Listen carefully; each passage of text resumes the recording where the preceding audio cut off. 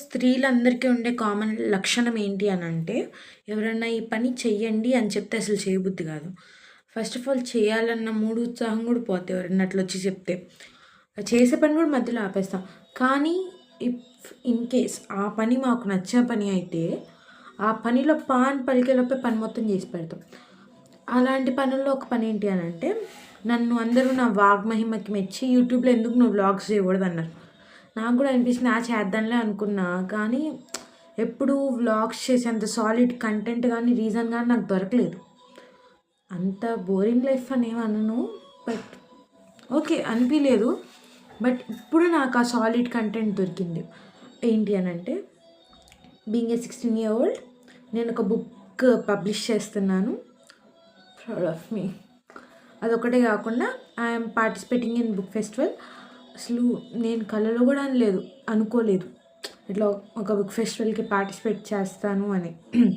అది book publish అవుద్దని కూడా నేను అనుకోలేదు. But somehow it's happening by God's grace. Praise the Lord. Thank you. And ఇంకోటి ఏంటి అని అంటే, January 2nd నుంచి 12th బుక్ ఫెస్టివల్. ఈ మధ్యలో January 6th నాకు సివిక్స్ ప్రీ ఫైనల్ ఉంది. January 8th నాకు కామర్స్ ఎగ్జామ్ ఉంది. January 10th నాకు ఎకనామిక్స్ ఎగ్జామ్ ఉంది. So I should manage both my exams and book festival అనుకోవచ్చు. ఏది ఇంపార్టెంటో అది పట్టించుకోవచ్చు కదా, ఎందుకు 2 పడవల మీద కాలేయాలని. బట్ తెలివైన నిర్ణయాలు తీసుకుంటే వాళ్ళని నందిని అనరు. సో ఇప్పుడు ఏంటి అని అంటే, నేను both my exams and book ఫెస్టివల్ని మేనేజ్ చేస్తాను. అది నేను వ్లాగ్ చేసి పెట్టా హౌ ఐఎమ్ డూయింగ్ ఇట్ అని. సో నా బుక్ జర్నీ ఇవన్నీ పెడదామని నేను ఫిక్స్ అయ్యా ఇప్పుడు. ఎందుకంటే అడగొద్దు. It's just me and my interesting thoughts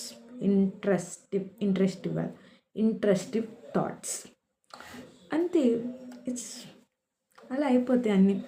so ఇవాళ ఏంటి అని అంటే, నేను ఏం చేయాలి ఇప్పుడు, దీనికి ఏమని పేరు పెట్టాలి? 7 days to go for book festival. చెప్పండి, మీరే నిర్ణయించాలి. చూసే 10 మంది నిర్ణయించాలి పేరేం పెట్టాలో. వడవైటీస్ రేపు నిర్ణయించుకుందాం. ఇవాళ ఏంటి అని అంటే, ప్రింటర్ దగ్గరికి వెళ్ళి నేను printing paper quality in the sense అది GSM అండ్ బైండింగ్ GSM వాళ్ళకి ప్రింట్ ఎలా చేయాలో నేను డిజైన్ మొత్తం ఎక్స్ప్లెయిన్ చేసి వచ్చా. ఇది చెప్పాలంటే కొంచెం వియర్డ్ కైండ్ ఆఫ్ ఎక్స్పీరియన్సే.